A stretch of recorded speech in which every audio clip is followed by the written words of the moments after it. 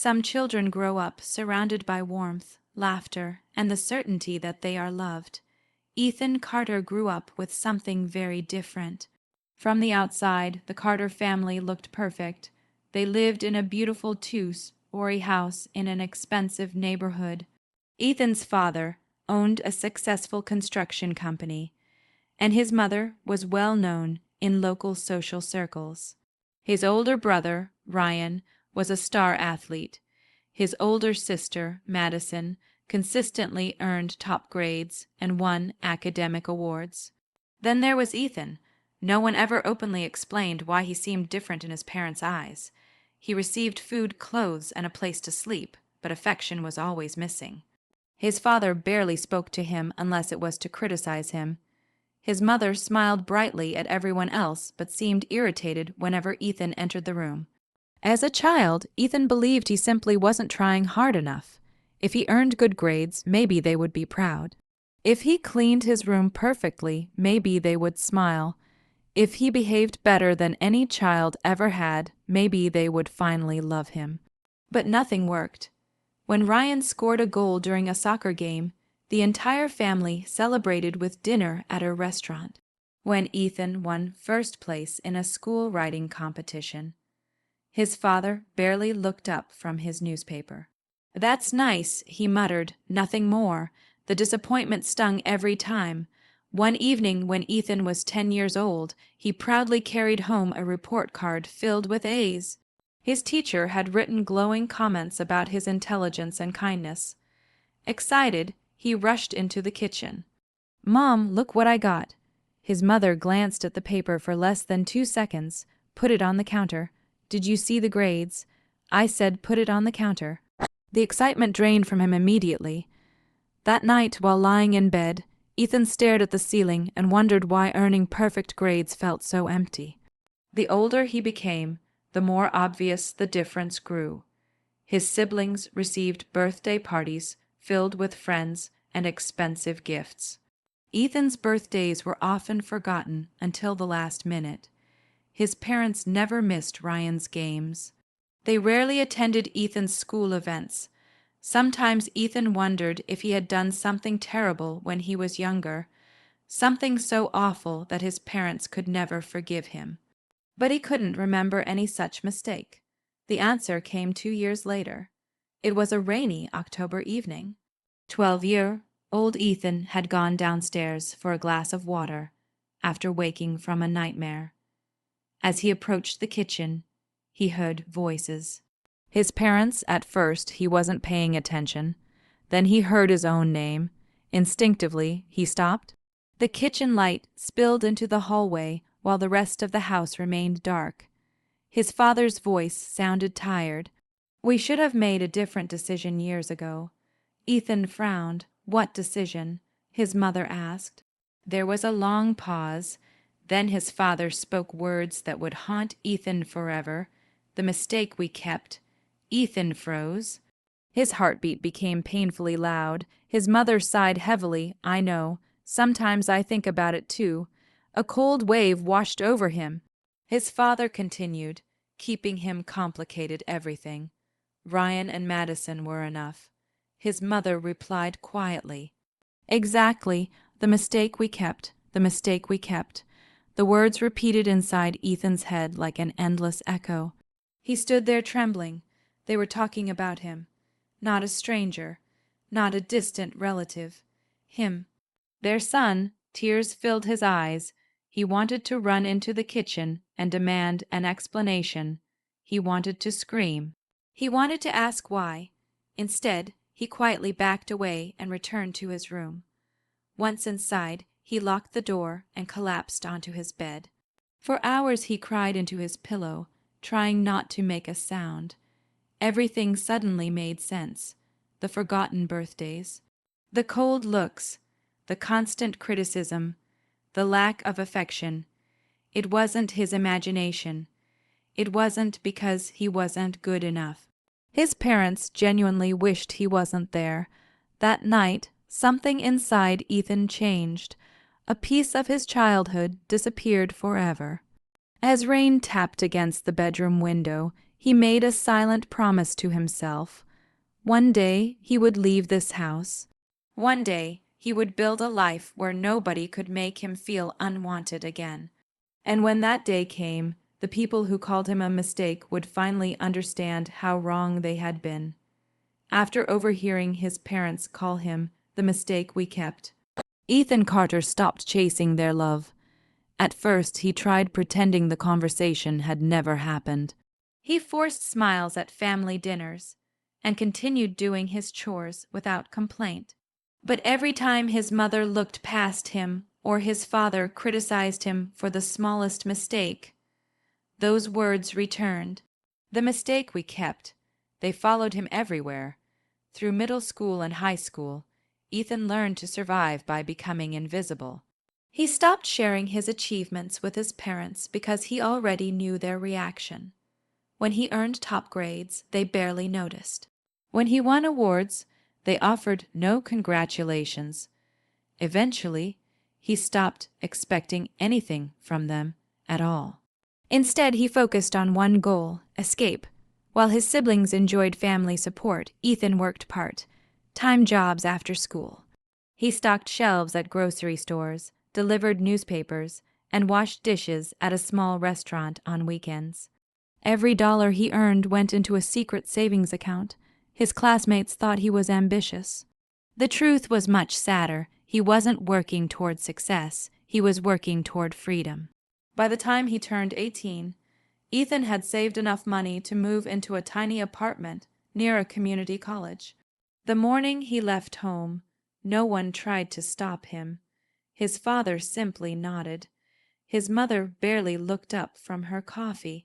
Ryan was away at college. Madison was busy with friends. No hugs, no tears, no words of encouragement. Nothing. As Ethan loaded his final bag into his old second-hand car, he looked back at the house where he had spent 18 lonely years. For a brief moment, he hoped someone would come outside, maybe his mother, maybe his father, maybe they would finally say they loved him. The front door never opened. Ethan drove away alone. The first few years were brutal. His apartment was so small that the kitchen and living room were practically the same space. Some months he barely had enough money for groceries after paying rent and tuition. There were nights when dinner consisted of instant noodles and tap water. There were winters when he kept the heat off to save money. Yet despite the struggle, Ethan felt happier than he ever had at home. For the first time, nobody was reminding him he wasn't wanted. One evening, after a particularly exhausting shift at work, Ethan sat in front of his laptop and recorded a video. It wasn't polished. It wasn't professional. He simply talked. He spoke about rejection, about loneliness, about growing up feeling invisible.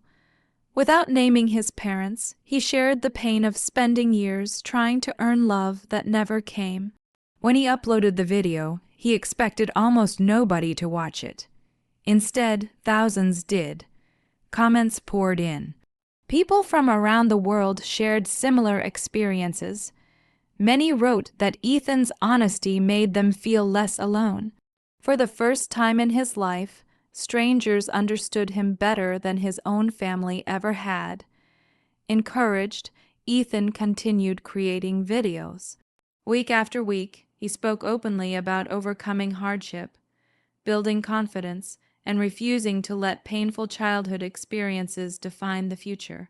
His audience grew rapidly. Thousands became hundreds of thousands became millions.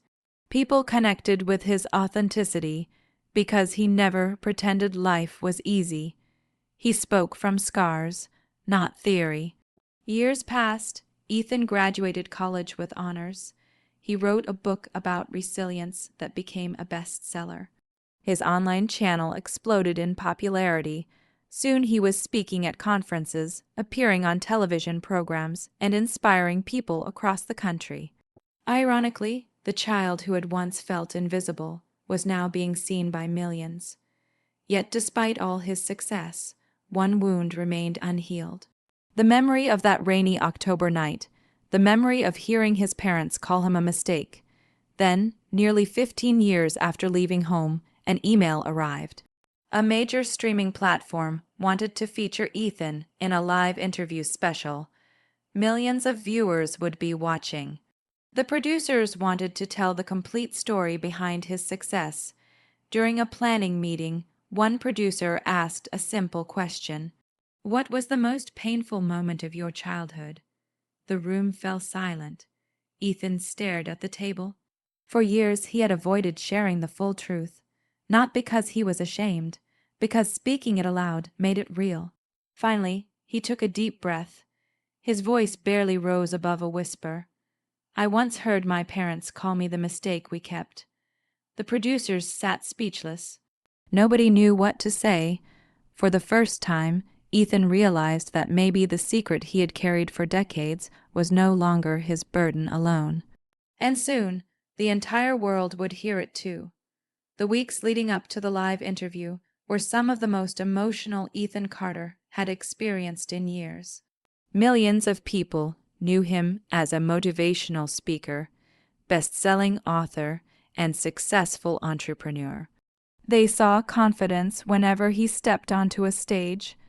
They heard strength in every speech he delivered. What they didn't know was that a frightened 12-year-old boy still lived inside him, a boy standing in a dark hallway. A boy listening to his parents call him the mistake we kept. The streaming platform promoted the interview heavily. Billboards appeared across major cities. Advertisements flooded social media. News outlets discussed the special weeks before its release.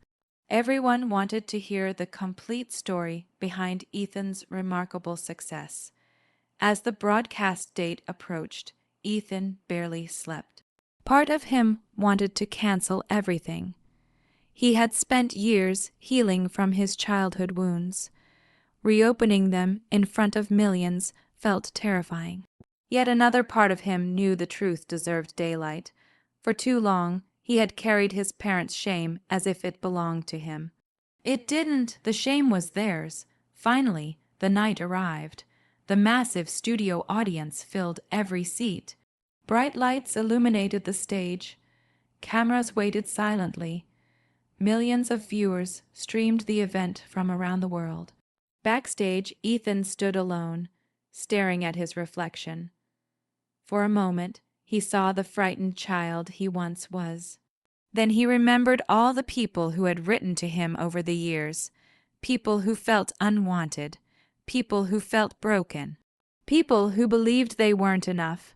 Tonight wasn't only about his story, it was about theirs too. When his name was announced, thunderous applause filled the studio. Ethan walked onto the stage and took his seat across from the interviewer. The conversation began lightly. They discussed his books, his career, his rise from poverty to success. The audience laughed and applauded throughout the first half of the interview. Then the interviewer asked the question everyone had been waiting for. "Ethan, you've inspired millions by talking about resilience. But what was the moment that hurt you the most growing up?" The audience grew quiet. Ethan lowered his eyes briefly. When he looked up again, tears glistened in them. "I was 12 years old," he began. "You know those moments that divide your life into before and after?" The interviewer nodded. That was one of them. The studio remained completely silent. Ethan described waking up during a rainy night, walking downstairs, hearing his parents talking in the kitchen, then hearing words that changed everything. His voice trembled. "My father said I was the mistake we kept." Gasps spread through the audience. Several people covered their mouths in shock. Ethan continued, "My mother agreed with him." The silence became almost unbearable. Millions of viewers listening at home sat frozen. Many couldn't imagine parents speaking about their child that way. The interviewer looked stunned. "What happened after that?" she asked softly. Ethan took a slow breath. "I spent years believing something was wrong with me." His voice cracked. "I thought I wasn't lovable. I thought I wasn't enough." Tears streamed down his face. For the first time in his public life, he wasn't speaking as a successful man. He was speaking as a wounded son. The audience cried with him. Many wiped tears from their eyes. Others simply stared in disbelief. Then Ethan revealed something nobody expected. "There is something I've never shared before." The interviewer looked confused.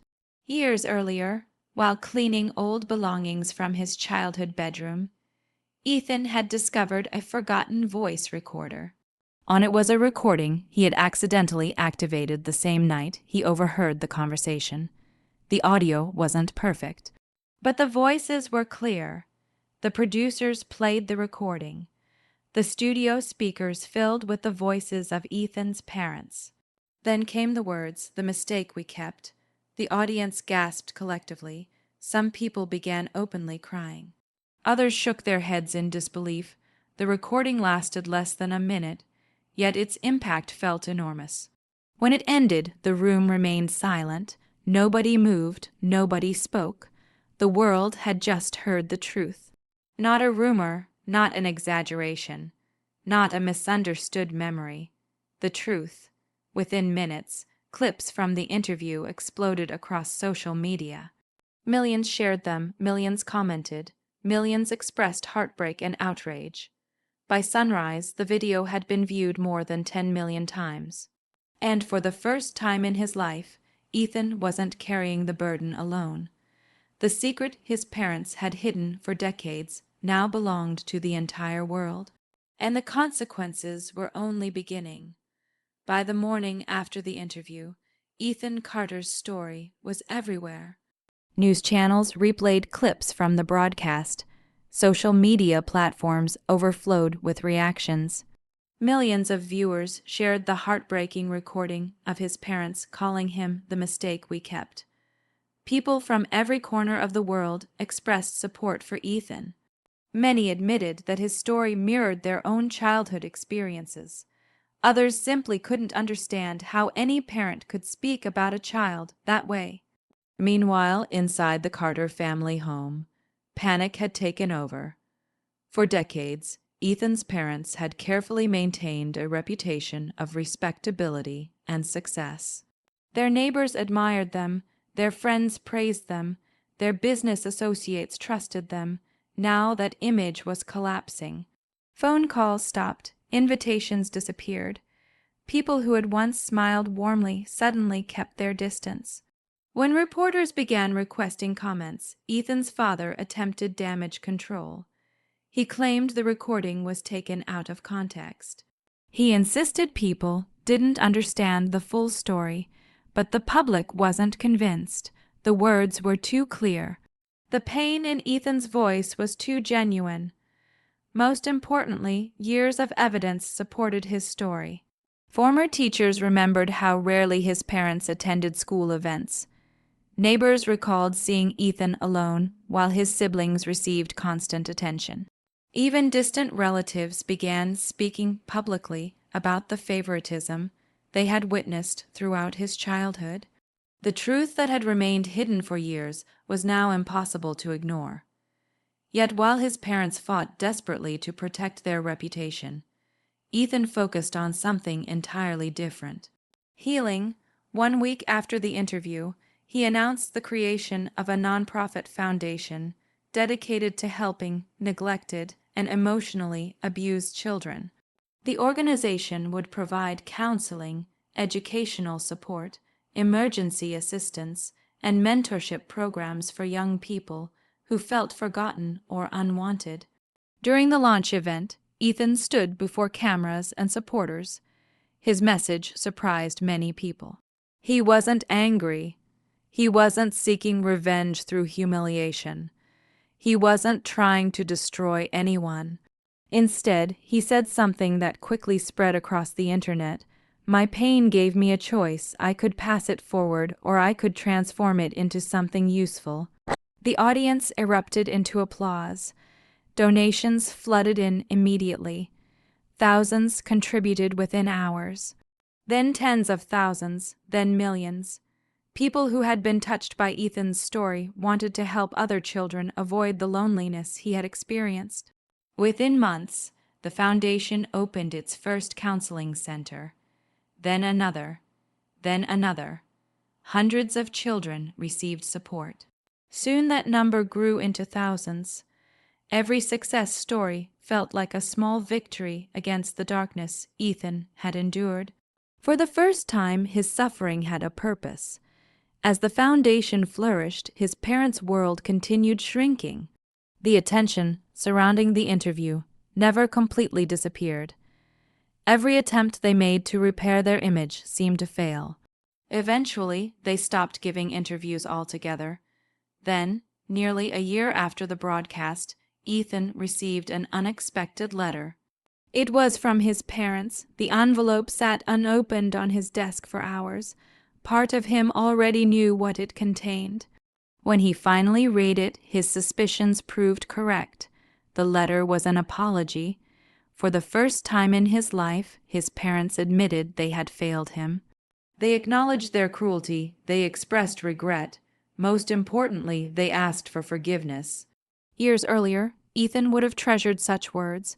He would have read them again and again. He would have desperately hoped they meant what they said. But now something had changed. The apology no longer held power over him. Not because he hated them. Because he had healed. A few weeks later, Ethan agreed to meet them. The conversation was calm and respectful. His parents looked older than he remembered. Smaller somehow, life had humbled them. After several emotional moments, his mother finally asked the question she feared most. "Can you ever forgive us?" Ethan thought carefully before answering. Then he smiled gently. "I forgave you a long time ago." Tears filled her eyes. But forgiveness doesn't erase the past. His parents nodded silently. Before leaving, Ethan shared one final truth. The greatest revenge wasn't exposing what happened. They looked at him, confused. It was proving you were wrong. His voice remained calm. "You called me a mistake, but millions of people found hope because I survived what you put me through." Neither parent could respond. As Ethan walked away, he felt lighter than ever before. The child who had once cried alone in a dark bedroom was gone. In his place stood a man who had transformed rejection into purpose, pain into strength, and heartbreak into hope. And that was the sweetest revenge of all.